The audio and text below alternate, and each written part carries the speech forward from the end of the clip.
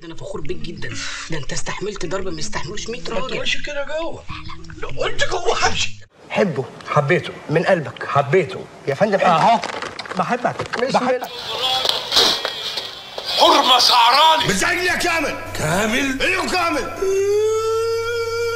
انت بتغرق ولا ايه؟ خدش باله من علبة الشوكولاتة. حطها في مكان عالي. اهلا وسهلا.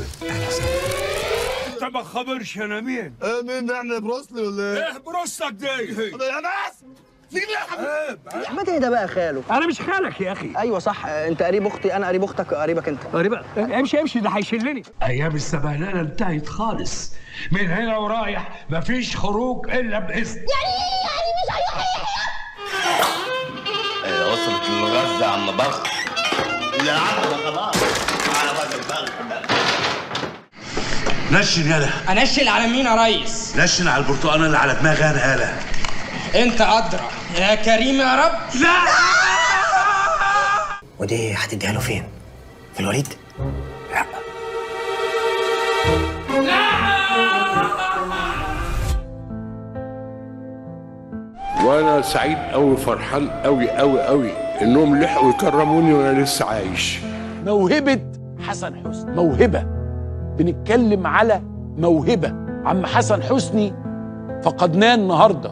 هو أول واحد، يعني أستاذ حسن رحمة الله عليه ما حدش هيعرف يسكن الخانة بتاعت عم حسن حسني. هذا العملاق علمنا كلنا، علمنا. لما الناس بتقول بيومي هو خليفة حسن حسني كم ساعات علمت منه يعني ايه وقفة الخشب، يعني ايه استقبل خطة الجمهور ببساطة وتلقائية، يعني ايه اساعد زمايلي، ودي كانت احلى حاجة في حسن حسني. 26 سنة كان كريم الاخلاق، طيب المعشر، ما اقدرش اقول عليه اكتر من كده. كان فعلا انسان بمعنى الكلمة. في ناس بتفتكر ان النجاح ليه سن معين، ولو الواحد محققش حلمه بدري يبقى خلاص راحت عليه. لكن الحقيقة ان التاريخ مليان بقصص لناس بدأوا متأخر جدا واثبتوا ان العمر مجرد رقم. ومن الامثلة دي نجم هوليوود مورجان فريمان اللي معرفش طعم الشهرة غير وهو فوق ال50، ومع ذلك بقى صوت الحكمة في السينما العالمية. لكن عندنا في مصر هنلاقي مثال اقوى واقرب لقلوبنا، وهو عمنا حسن حسني، الراجل اللي رغم انه قدم كتير في شبابه إلا إن نجوميته الحقيقية وانتشاره الكبير بدأوا بعد سن المعاش، السن اللي معظم الموظفين فيه بيكونوا خلاص جابوا آخرهم وقاعدين في بيوتهم بعد ما جوزوا العيال. حسن حسني العكس تماما، بدايته الحقيقية مع النجومية كانت وهو عنده 63 سنة، ومن هنا بقى ظاهرة فنية مميزة. قدم للفن أكتر من 500 عمل على مدار مشواره، وسند نجوم الجيل الجديد كله، من أول علاء ولي الدين في عبود على الحدود. شد نفسك، انفخ صدرك. الخيالة دايما صدرهم قدام، فرس لو حس انك خايف هينطرك ويدوسك برجليه. شد وسط. والناظر. وايه اللي في وشك ده؟ انتوا كنتوا ضاربين بعض قبل ما تيجوا؟ يا فندم اصل هو ولا اصلي بلا فصل، خلاص هي باظت. وهاني رمزي في محامي خلع. ايه يا رب؟ في حاجة؟ ربت الشقة كرخانة يا بدر. طلع نسوان اللي هنا يا ولا. وغبي منه فيه. حط دي في جنبك. ايه ده؟ دي مطوة. ما انا عارف انها مطوة، انت هتشوقني. واحمد حلمي في ميدو مشاكل. بص في وشي ولا وشي مش عاجبك ياض؟ لا يا بابا استغفر الله العظيم، دي خلقة ربنا. ولما هي خلقة ربنا مش عاوز تبص لها ليه؟ وجعلتني مجرما. بره! اطلع بره! ده انت مجنون! هتكون نفسك قبل ما حد يجي، مجنون انت، اطلع بره! وكريم عبد العزيز في الباشا تلميذ. هي دي الحفله اللي على الضيق، جايب لي كهارب ومسمار بلدي، قول لي لا حفله طهور يا سيباسيوني، ده انت ناقص تجيب لي حصان في البيت. وطبعا محمد سعد في الليمبي. كل سنة وانت طيب.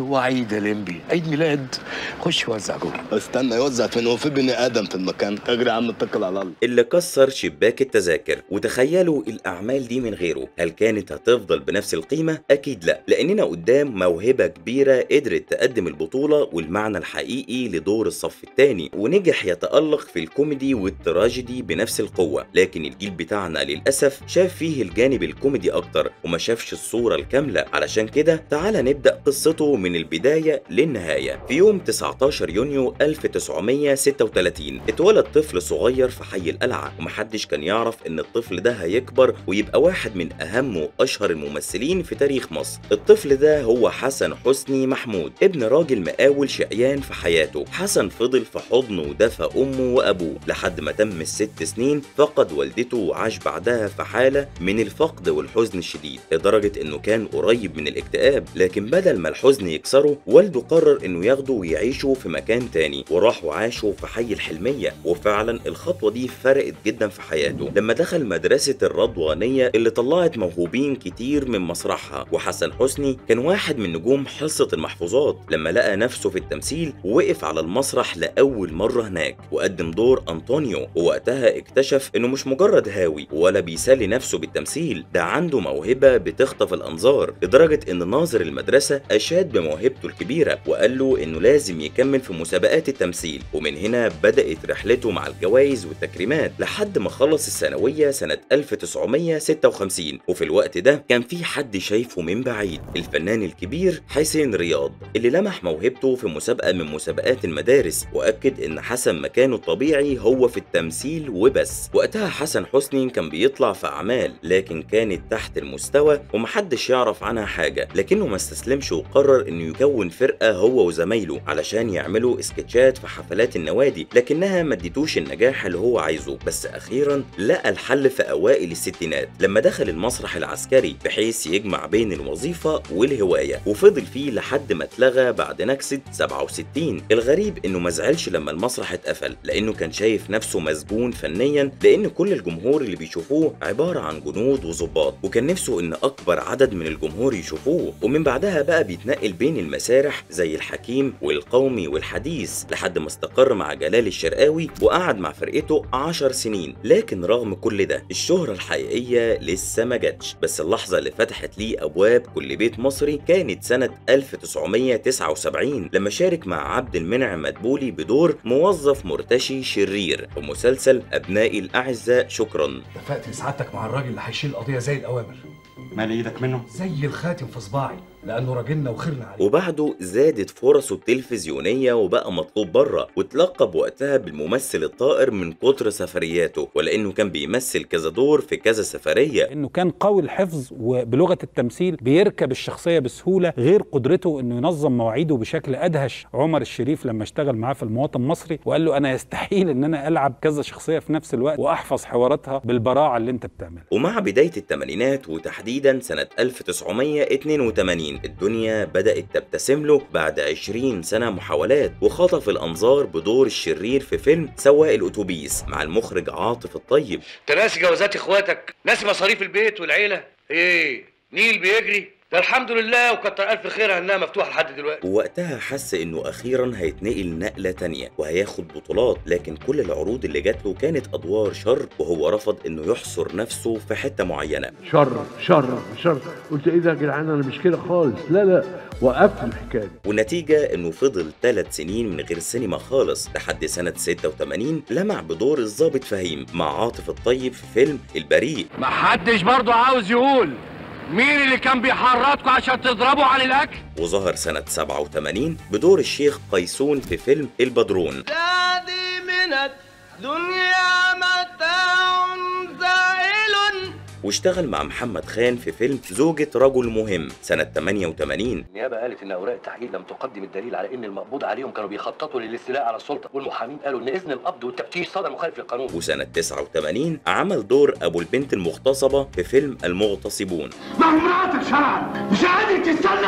افرض البنت حملت دلوقتي عندي وش فين من الناس؟ مش أنا اللي عملت كده. والمخرج سعيد مرزوق راهن على نجاحه في الدور، وخلى الانطباع اللي كان اتاخد عنه يتغير، إنه يا إما شرير في السينما أو كوميديان في المسرح. المسرح اللي رغم غيابه عنه رجع له في نص الثمانينات وقدم مسرحيات ناجحة زي اعقل يا مجنون مع محمد نجم. عمك مصلحي ما يعرفش الا حاجه واحده بس، اضرب مراتك اقتلها، انما الطلاق ما تطلقهاش. ده ابويا كان نفسه يطلق امي، ما كانش خايف لما اخويا مصلحي ده. وبعدها مسرحية على الرصيف مع سهير البابلي وحسن عبدين. وربنا انت عبقري. عارف كل ما حد يبص في عينيا يقول لي انت حمار، انت اول واحد تقول لي عبقري. صح، تصدق كنت هقول لك انك عبقري حمار. وهو بنفسه كان دايما بيأكد انه شهرته الحقيقية ما جاتش من المسرح لكن من التلفزيون، وتحديدا في بداية التسعينات. وسنة 1991 شارك في أعمال مهمة زي مسلسل رأفت الهجاني الجزء الثاني. اللي زي ديفيد ما يرجعش في كلامه، المهم انك تنفذ اللي اقول لك عليه بالظبط. وبعدها على طول ظهر في مسلسل النوة، وده كان بداية انطلاقه الكبيرة. اسمع يا سوكا، انا قلتها لك من زمان وهنقولها لك تاني، البيت اللي هتدخله اي واحده من دول انا مش هنعتبه. وسنة 1992 كانت سنة فارقة في حياته، لأنه شارك في مسلسل بوابة الحلواني. احسن شريف بيه اشتغل بالنهار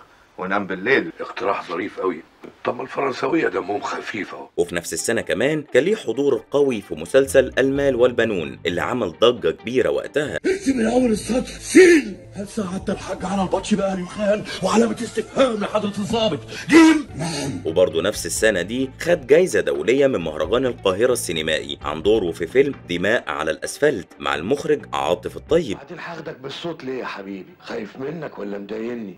نسيت، ده انت دافع لي 20,000 كفالة ويحق لك تستجوبني طبعا زي وكيل النيابة. الفيلم ده كان نقطة مهمة جدا في مسيرته، لكن للأسف حسن حسني كان متوقع من عاطف الطيب يقدم ليه أعمال أكتر في السينما، إنما المخرج رحل بدري سنة 1995، وده سبب ليه صدمة كبيرة خلته يعتكف في بيته 3 شهور من شدة الحزن، نفس الحزن اللي اتكرر تاني بعد وفاة علاء ولي الدين واللي هنتكلم عنه بعد شوية. نرجع لسنة 1993، شارك حسن حسني في فيلم ليه يا بنفسج. وأجرني من نشوة الجماعة وألم الوحدة، وأجرني من فرحة اللقاء وهم الفراق.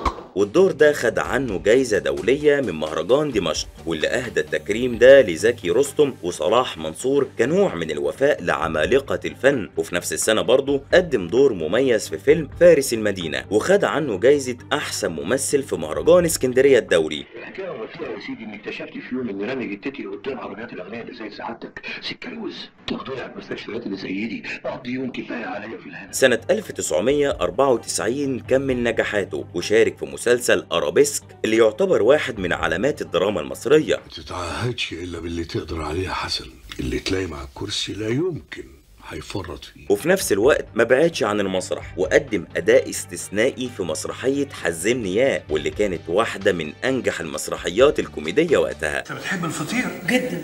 تصدق ان انت محظوظ؟ ليه؟ خلاص اكل فطير؟ لا اي دكان فطاطري وعلى الرخامه ونام. أما سنة 1995 فكانت مختلفة، لأنه شارك في فيلم سارق الفرح. كده بقى كل حاجة هتحصل، والمرة هتحبني زي ما بحبها، والقرد هيتعلم ازاي يتكلم، واللي بسببه حصد 5 جوائز كبيرة من مصر وخارجها، من ضمنهم جايزة من إيطاليا، وده رسخ مكانته كواحد من أهم الممثلين في السينما. وبعدها بكام سنة وبالتحديد سنة 1997 ظهر بقوة في مسلسل أهالينا. اوعى كده وانت شبه الرنجة. تشرب ملح ولا قصدي تشرب شاي ولا مستعجل؟ وكان الاسم التاني في البطولة، وده بيأكد انه في التسعينات كان حاضر في كل المجالات، دراما وسينما ومسرح، وبيحقق نجاحات متتالية. لكن بالرغم من الجوائز والموهبة اللي عمالة تكبر يوم بعد يوم، هنلاقي ان حسن حسني بدأ ياخد ادوار اقل من المتوقع في اواخر التسعينات، وده ما كانش بسبب انه عايز ياخد مساحة صغيرة، لا ده بسبب انه حس بالندم لانه رفض دور المعلم سردينة في مسلسل لن اعيش في جلباب ابي بسبب ضغط الشغل عليه، فطلب اجر عالي وما عملش الدور. فلما شاف النجاح الكبير اللي حققه عبد الرحمن ابو زهره ما بقاش بيكرر الغلطه دي تاني. لكن في العموم التسعينات كانت الفتره اللي حسن حسني كون فيها اساس موهبته، وجمع من كل حاجه ممكن تتخيلها، وختمها بدوره في مسلسل ام كلثوم، دور والد ام كلثوم اللي بالرغم من انه ظهوره كان في 11 حلقه بس، الا انه كان سبب مهم في نجاح المسلسل لما سند صابرين في اول 4 حلقات باحساسه اللي خلقه بانه شايف نفسه مكان بنته ام كلثوم، وكان سبب في ان الجمهور قبل شخصيه ام كلثوم من صابرين. يعني لازم نسير الزمن يابا، يعني هنغني الاغاني اللي بتتغنى في الصلاه للسكرانين. بس مع كل النجاح الكبير ده كان طبيعي ان نلاقي ناس بتشوف الامور من زاويه مختلفه، ومنهم صديقه الكاتب خيري شلبي اللي فاجئوا بهجوم قاسي وانتقدوا بكلام شديد بسبب كم الاعمال الكتير اللي كان بيشارك فيها. ينافس الميكروب الوبائي في سرعة الانتشار دون قناعة أو تعفف. أسألك باسم الصداقة والأخوية العميقة وعشرة العمر الجميل، هل أنت في احتياج لقرشين أنا على شدة فقري على استعداد أتصرف لك في أي مبلغ تحتاجه لكي تحترم هذه الموهبة العظيمة التي وهبها الله لك بوفرة ندعوه أن يزدها تدفقا. لكننا ممكن نفسر القسوة في كلامه دي بأنها قسوة المحب ومش قصده حاجة تانية، والذكاء اللي عند حسن حسني خلاه مكمل في لعبته اللي بدأها من غير ما يتأثر، لأنه ببساطة كان مبسوط باللي بيعمله حتى لو أجره وقتها كان صغير. هو كان شايف أن ظهوره الكتير مش جريمة ولا حاجة ممكن تدمر العالم، بالعكس دي كانت طريقته علشان يفضل حاضر ومؤثر. المهم ان عمنا حسن حسني بدأ يلعب مع الجيل الجديد وهو عنده 63 سنة، يعني في بداية مرحلة الشيخوخة اللي من الطبيعي ان اي حد فيها بيهدى ويطلع عن معاش، لكن العبقري ده اختار العكس وبعد عن منطقة الراحة وبدأ رحلة جديدة ومسيرته الفنية اخدت شكل تاني خالص. وقتها الجيل القديم كان شايفه ممثل ظهر بأدوار الشر، لكن الجيل الجديد عارفينه في حاجة تانية، كوميديان وممثل تقيل يقدر يشيل معاهم أعمال كاملة. ايه ده؟ ايه ده يا بابا ده؟ يا اسطى الله اسكت انت، ما يقصدش فعلا، ما يقصدش. هو ايه اللي ما يقصدش؟ عندي انا، اسكت. هو ايه اللي عندي بس؟ اتفضل. ونقطة التحول دي جت من أول ما وقف جنب علاء ولي الدين في أول بطولة ليه في فيلم عبود على الحدود مع المنتج مجدي الهواري والمخرج شريف عرفة. احنا قعدنا اكتشافه في فيلم عبود على الحدود، وده انا كنت بقول له الله يرحمه قريب، بقول له انا اللي اكتشفتك، سيبك من الافلام اللي انت عملتها قبل كده طبعا. الفيلم عمل وقتها نجاح ضخم، وهنا بدأ يتشكل دور حسن حسني الجديد، الأب الروحي للجيل كله، وبقى السند اللي بيديهم أمان. والسبب الحقيقي إننا شفنا نجوم كتير من جيل الشباب بيطلعوا للنور. انت بتسيح يا بابا في الحاره، وانت فاهم انك بتداري؟ ما انت مفضوح والحاره كلها عارفه ان انت ملتصق. من اول هنيدي في مسرحيه عفروتو سنه 99، ورايح البنك راجع بجنيه وربع. مالهم؟ جنيه وربع يا معفن. اهو انت ما تردش عليا. اللي كان باين فيها الكيمياء الكبيره اللي جمعته بهنيدي. نفسي افرح بيك قبل ما اموت. انت شكلك مش مصدق ان عفريت عليا الطلاق، ما توريني باسبورك لا مؤاخذه. ونبتدي بقى من اول الالفينات لما شارك مع علاء ولي الدين في فيلم الناظر. لمبي نفسك شويه. انت مين؟ الحق يا صلاح، مين ده؟ ده الاستاذ لمبي اللي كان شرح مدرس عندنا. وكمان شارك معاه في اخر اعماله فيلم ابن عز. الساعه 3 الجزمه يا حيوان. مش انت هو. واللي كان فيه اول ظهور لاحمد مكي بدور هيثم دبور. انا اللي عملت لك السربرايز دي. ها بص بقى، في فودكا، في تكيلا، في ايد يا فين. وشارك مع هاني رمزي في فيلم جواز بقرار جمهوري. انا اكتشفت انها ما تنفعنيش. ليه؟ دي قد كده وانا قد كده. انت جاي تقيس هنا. ودور صغير في فيلم افريكانو سنه 2001. لما نبقى احنا الثلاثه مشتركين في طبخه واحده لازم نقول لبعض بنعمل ايه عشان نعرف نداري على بعض. وفي 2002 قدم حسن حسني 12 عمل، اهمهم فيلم محامي خلع مع هاني رمزي. طلع نسواني اللي هنا يا ولا. نسواني يا ولا اللي انت عامله في نفسك دي، تقلبت يا ولا. وطبعا دور عم بخ في فيلم الليمبي مع محمد سعد اللي سنده في اول بطولة مطلقة ليه، ومش ممكن تتخيل الفيلم ده من غير مشاهد حسن حسني مع محمد سعد. انا خايف عليك تغطس في واحده من دول ما تقبش تاني يا ليمبي. السلام عم بخ، الحجرين من غيرك ولا يسوى. وكمل ظهور معاه في باقي افلامه. بعد كده احميهم وارضعهم وانامهم في سربريرهم. يا ولا الحنان ده كله يا ولا. ده الام بقى. نيجي للممثل التاني اللي سنده في بدايته وهو احمد حلمي لما شارك معاه في فيلم ميدو مشاكل سنه 2003 اللي كان اول بطوله مطلقه لحلمي. القرشين دول يستروا اختك في الجواز، او حتى لو ما حصلش احنا ممكن نقلبه في القرشين دول. تقلب ايه يا عيني؟ بهزر يا بابا، بهزر والله بهزر. وفي نفس السنه طلع مع هنيدي في فيلم عسكر في المعسكر. حرمه سعران. وسنه 2004 عمل مع هاني رمزي الفيلم الايقوني غبي منه فيه. ست ام نيازي، صاحي نيازي يجيب لي البوليس. لا يا ابو خالتك فين؟ وخالتك طار. واللي مش ممكن تتوقعوا ان حسن حسني كان عنده وقتها 68 سنه. سيبي الواد يلعب يا بنت. وقدر يأدي دور الحرامي بحركاته وبكل حاجه من غير ما تحس انه اثر في اي حاجه في الشخصيه رغم كبر سنه. اضربني ليه؟ بترمي الفلوس يا غبي، بترمي النعمه يا كافر.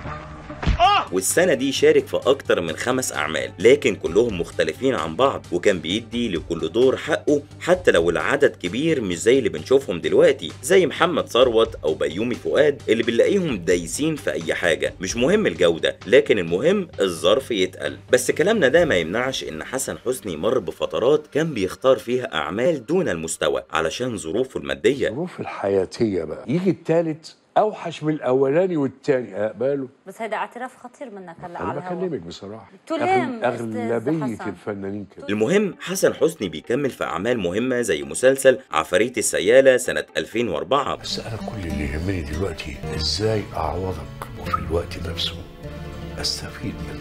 وبيشارك احمد عز في اول بطوله ليه في فيلم سنه اولى نصب. انا بس كنت بمتحنكم عشان كده انتوا فعلا طلعتوا اولاد كويسين. الله يخليك يا حسن بيه، والله ما هو ده عشاننا طبعا. وانا سامحتكم.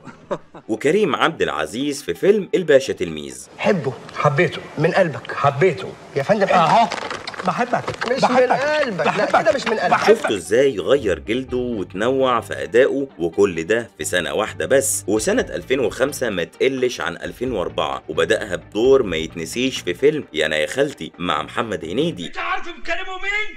انا ترزي حبيبي، عمري ما حد سرقني في متر وماشي في الشعوب. وشارك احمد عيد في اول بطوله مطلقه ليه في فيلم ليله سقوط بغداد. وتقول له ربع بانجو منجاوي. عرانيس. عرايس. عرانيس جمع عرنوس. وبعدها شارك مع حماده هلال في اول اعماله السينمائيه وهو فيلم عيال حبيبه. خدش باله من علبه الشوكولاته. حطها في مكان عالي. اهلا وسهلا. اهلا وسهلا. مش للدرجه دي. وكمان عمل مع احمد حلمي فيلم زكي شان. طب هو الحمام فاضي بقى ولا اتصرف انا هنا في اي درج؟ لو انت بتتصرف في الادراج، امال اتصرف في البلكونه؟ والله البلكونه ارحب في الهوا. وكمل في مشواره بمشاركته مع اشرف عبد الباقي في فيلم خالي من الكوليسترول، لكن دوره كان مختلف وبين فيه اداؤه التمثيلي العالي بعيد عن الكوميديا شويه. اسلم لي مخك كده نقدر نبيع، ما هو احنا لازم. ومش بس كده، ده كمان عمل تاني اهم ادوار مع محمد سعد في فيلم بوحه. السؤال بيقول علل. مين؟ علل ايه؟ علل يعني افطن. طيب قول، هل محلات الجزاره دي بتبيع لحمه؟ يا نهار اسود. وشارك كمان مع احمد رزق في فيلم حماده يلعب. لازم تتمرمط. وانا ما ينفعش امثل مصر غير لما اتمرمط؟ طب ما انا بقالي 25 سنه بتمرمط. واضح ان السنه دي تعب فيها جدا. المهم بيبدا سنه 2006 بمشاركته في فيلم لخمه راس. الشقه دي بتاعت مين؟ بتاعتي يا باشا. كام اوضه؟ 4 اوض وصاله ومنور. وطبخين ايه النهارده؟ باميه يا باشا. باللحمه الضاني؟ ايوه يا باشا. طب والنبي يا بابا خلينا بسرعه عشان ميت من الجوع. وشارك مع محمد سعد في فيلم كتكوت، وكان حسن حسني هو حرفيا اللي شايل الفيلم، ومشاهده هي اللي خلت للفيلم قيمه، لان تقريبا الفيلم ده فشل. شفت النطه؟ شفت النطه؟ يا وادي ده.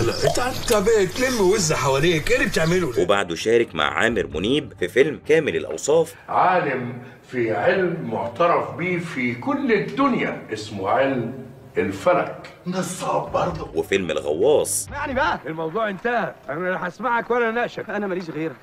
اروح لمين يعني؟ على جثتي يا عمر. وكان بيشارك مع احمد حلمي في فيلم جعلتني مجرما. ال80 بيخلي العربيه تكركر. تكركر ده ايه وانا راكب جوزه؟ حطه وانت ساكت. وطبعا مش هننسى دوره المهم في فيلم ايظن مع مي عز الدين. ايوه يا ابني، بقول لك ايه، ابعتوا لي ونش في الجناح بتاعي. ايوه ونش، في عربيه لوري واقعه في البني. ندخل بقى على سنه 2007 اللي بداها في فيلم كركر مع محمد سعد. كركر. ايوه حاضر. وبعدين شارك مع رامز جلال في اول بطوله ليه في فيلم احلام الفتى الطائش.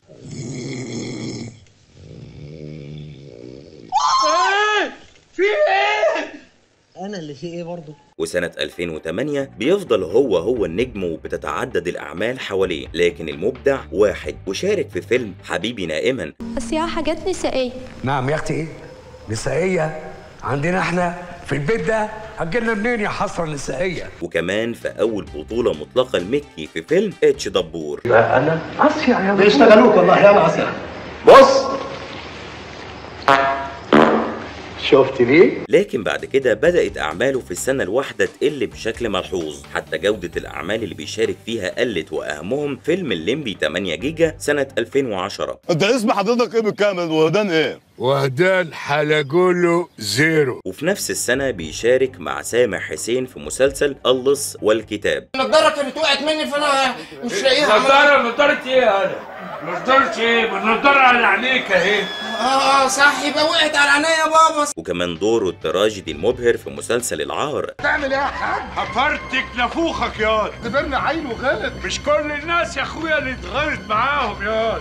والحاجة اللي هتستغربها انه كان طالع في المسلسل ده كضيف شرف، رغم انك لما تتفرج عليه هتحس انه شخصية رئيسية في الفيلم، لكن برضه حتى لو طالع كضيف شرف فهو عنده تفكيره المختلف اللي بيخليه يرضى بالادوار دي. والسؤال الاهم، ليه بيرضى انه يكون دور تاني رغم اننا عارفين كويس انه يقدر يعدي اي حد ممكن يقف قدامه، وهو عارف كويس جدا انهم بيجيبوه معاهم علشان هو اللي يعلي العمل، ومن غيره كان كل الاعمال اللي احنا اتكلمنا عنها دي وقعت، لان ببساطة هو اللي بيعدل طرف الميزان ومش بيبخل عن اللي قدامه انه يديه خلاصة خبراته. وده يبين انه واحد حابب المهنة وعنده روح عالية في انه يقبل يعمل حاجة زي دي. بس اكيد كان بيعدي عليه ايام كان بيفكر فيها ياخد دور بطولة وهم اللي بيبقوا تحته، لكنه فسر اللي بيحصل له بان الامور مش دايما بتمشي زي ما الواحد بيتمنى، وما كانش قدامه الا انه يرضى بالواقع، يا اما مش هيكمل طريقه الفني بسلام. لكنه كان بيحاول بخبرته يختار احسن حاجة من الادوار اللي بتتقدم له، والاهم انه كان متنوع دايما في اختياراته، وده خلاه ما تصنفش في حاجة معينة وعنده قدرة انه يقدم كل الالوان. وظهر سنة 2012 في فيلم غش الزوجية. اهدى بابا، اجمد شويه، اجمد، ابوس ايدك. اجمد اكتر من كده، دي تبقى مصيبه. وعمل مع مصطفى شعبان دور عبقري في مسلسل الزوجة الرابعة. بسم الله الرحمن الرحيم، خضتني يا منعم. سلامتك من الخض يا روح منعم. وسنة 2013 شارك برضه في مسلسل مزاج الخير. هو كان أخد حاجة عشان خاطر الجواز يعني ولا حاجة؟ معاك انت حاجة؟ وفيلم على جثتي لأحمد حلمي. طيب انت كنت طالب مني طلب، مش فاكر ايه هو الطلب ده؟ انا عمري ما طلبت حاجة من حد يا سيدي، انا مش حد، ان شاء الله تكون الاسبوع بحاله. وشارك مع محمد رمضان في فيلم قلب الاسد. اما انت الجاني على روحك، فاهم يا روح امك؟ متخيلين انه طلع مع محمد رمضان في فيلم زي ده لانه مش بيهمه اي حاجه قد الدور اللي بيقدمه. وفي السنه دي مر بفتره صعبه جدا لما ماتت بنته رشا بعد المعاناه مع مرض السرطان، ووقتها دخل في حاله انهيار، واول مره الجمهور يشوفه بالشكل ده. وواضح ان حسن حسني بيقدر يعدي اي حاجه في حياته الا الموت. وسنه 2015 حصلت مشكله بينه وبين الشعب المغربي بسبب فيديو عفوي ليه مع شاب سعودي. انا عايز اتجوز واطلع على المغرب اخد شهر عسل. وليه تروح مطعم ومعاك سندوتش؟ واضح ان الفيديو هزار، لكن الهجوم كتر عليه جدا وقالوا انه بيهين الشعب المغربي، لكنه رد فورا وقدم اعتذار للشعب المغربي. يعلن الفنان حسن حسني عن اسفه مؤكدا حبه واحترامه لشعب المغرب الشقيق. وبداية من السنة دي بدأ يقدم اعمال بشكل اقل، لكنه قلب الدنيا بدوره في مسلسل رحيم في رمضان 2018.